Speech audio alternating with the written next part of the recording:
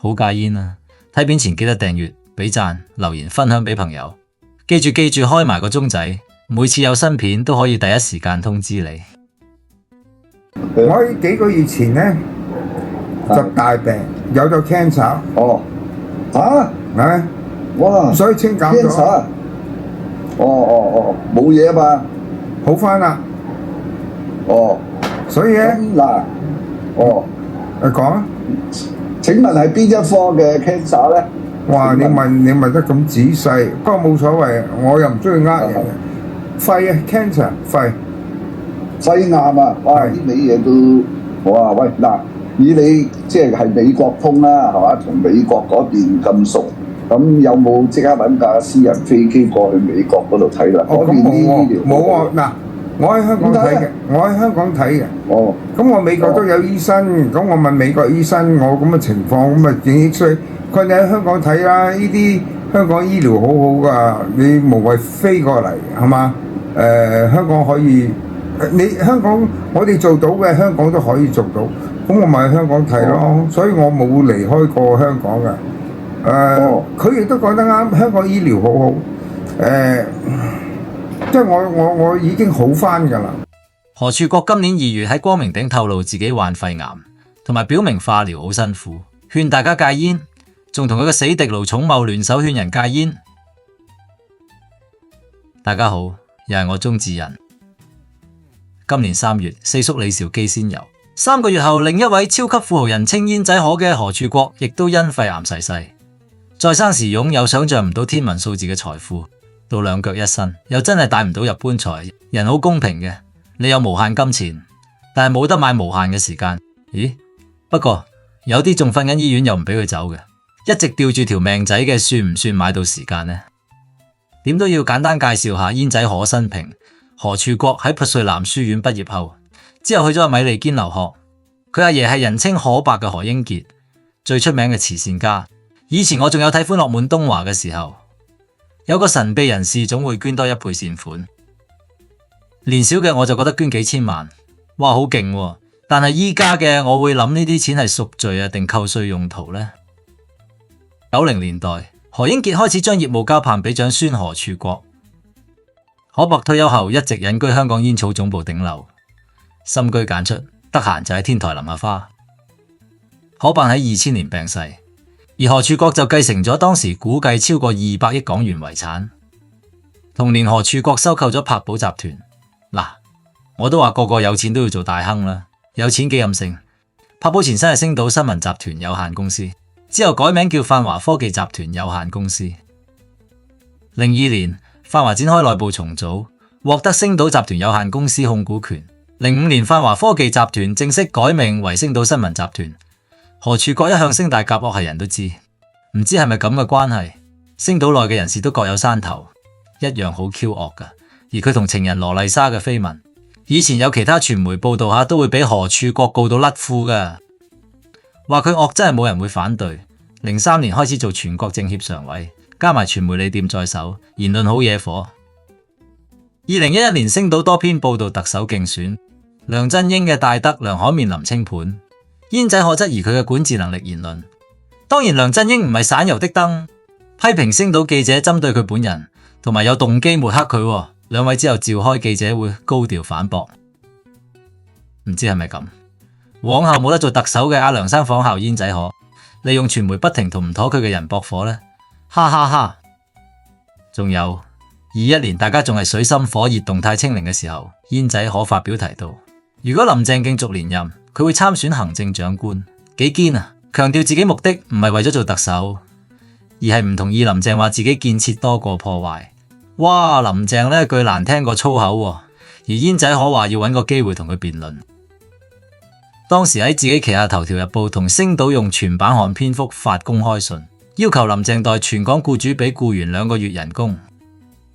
又出公開信話香港經歷社會運動，又遇上天災疫情，形容為黑到冇得再黑，仲暗串香港不幸，因為有人禍，香港廢晒武功，民不聊生，百業蕭條，市民心情壞透咁話，其他唔講啦，自己上維基睇啦，我照告讀咋。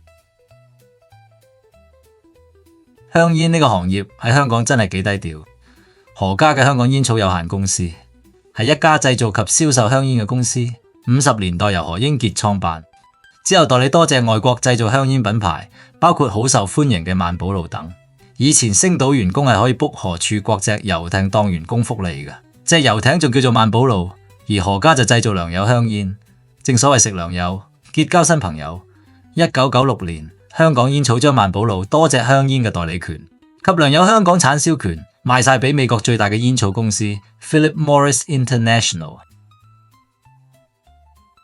香港煙草何家一向神神秘秘，何處國仲有個喺加拿大勁多負面新聞嘅細佬何定國，而何處國老豆叫何關根，曾經係上市公司開達實業董事，據悉佢好早已過身，過身時低調到連訃聞都冇，係咪好神秘呢？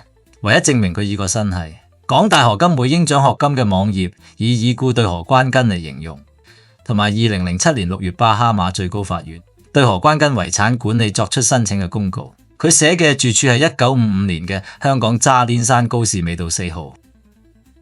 何處國嘅太太黃敏珊就更低調，多年罕有見報就係佢哋1974年結婚，另外係傳言升過羅麗莎一巴掌，同埋2014年出席咗嘅仔何正德同林甜儀嘅婚禮。而煙仔好好錫呢個新抱，送咗70萬嘅 Hermes Mini Kit 限量版俾佢㗎。而煙仔可唯一妹妹叫何佩琳 Anna Ho， 細佢2年。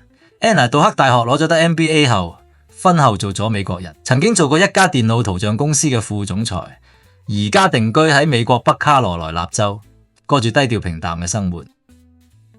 何處國今年2月喺光明頂透露自己患肺癌，同埋表明化療好辛苦，勸大家戒煙，仲同佢個死敵盧寵茂聯手勸人戒煙，點知唔夠3個月就去咗。據講今次死因同流感有關。煙仔可生前頗為高調，成日發表偉論，但佢仲有幾個謎團，例如佢有冇讀完大學，身家有幾多呢？不過大家都未必會有答案啦。咁大家知唔知道香港仲有邊幾間煙草公司？1989年，中國煙草國際有限公司主要經營從事煙草製品進出口業務。中煙香港2004年成立，2019年6月港交所主板上市，港交所編號6055，上市時4個8毫8，而家股價足足升咗6倍有多。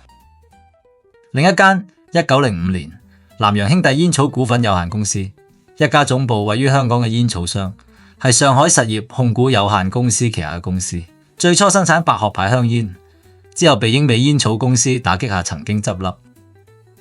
佢係1909年復業，改名為廣東南洋兄弟煙草公司，主要生產紅雙喜。1916年喺上海仲設埋煙廠。1995年1月1日，南洋兄弟煙草重新喺香港成立。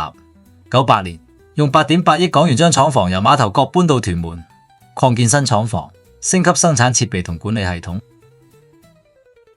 我呢啲70後細個食飯一定加埋二手煙送飯。我老豆係一位資深又高級嘅煙民，一日一包嗰隻，經常要幫老豆買煙。我係出於煙霧而不染嘅非煙民，返學時啲同學對住我食煙，出嚟做嘢，公司上上下下左左右右又圍住我食煙，開會係咁，見客係咁。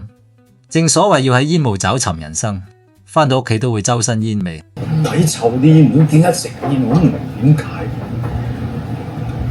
唉，唔知啊，我唔想知啊！你做生意啫，講供求啊，有人買咪有人買咯。喂，食煙仔有 cancer 啦，咁而家有人食。而家我做宣傳，我冇喎。你問我嚟導佢，冇導過佢哋啊！關我咩事啫？根本就係佢自己衰，根本就係佢自己衰，關我咩事啫？自從控煙條例嘅法定禁止吸煙區喺2007年擴大至所有食肆、辦公室、工作間，連電影《志明與春嬌》都用禁煙做咗個愛情故事，終於成個世界清爽晒。但其實我又唔抗拒身邊人食煙，仲有時跟啲同事去呼吸，射埋一份去圍埋打邊爐。我識得食煙最多嘅人一定係黃霑，佢話自己一日食4包。同埋我以前有一位老細，一日3包，煙駁煙咁食，屙屎會屙煙屎嗰隻。有次我問下啲朋友點解就嚟冇錢食飯，都要成嚿水都買煙仔食，多數答都係心癮啊，要提神啊咁。有次問位好有科學理論嘅醫生同學解釋，話我知人腦運作要靠腦神經末端傳遞血清素，咁先會產生資訊傳遞。而煙草內嘅化學物尼古丁會干擾同破壞多巴胺嘅釋放同接收，刺激神經元釋出多種神經傳導物質，包括大量多巴胺刺激而產生嘅獎賞感。吸煙者會暫時感覺愉悅、放鬆，造成吸煙諗嘢都爽快啲，同舒緩壓力嘅錯覺。就係咁，吸煙者會對尼古丁依賴，跟住就上癮。不過點都好，食煙嘅人唔戒煙就一定有17000種理由，同埋香港政府對香煙又愛又恨，要煙稅，不停加價，又捉人禁區食煙。其實啲煙咁貴，咪又產生私煙問題，係夠僵嘅。一刀切啊笨，實行全港禁煙，睇下到時會有點。你哋有冇食煙嘅，或者戒煙嘅故仔分享，留言講下。好啦，今日係咁先，記得訂閱、俾讚、留言分享俾朋友。記住開埋個鐘仔，每次有新片都可以第一時間通知你。多謝晒，我哋下次見。影星尤伯連納死於肺癌前嘅忠告：當我知道自己患咗絕症已經係時日無多，我好想拍套宣傳短片同你哋講，我而家要離開呢個世界，但係我要話俾你哋知，唔好食煙，無論點都好，千祈唔好食煙。如果我以前冇食煙，我好相信而家我根本就唔會喺呢度同你哋講我生肺癌嘅嘢。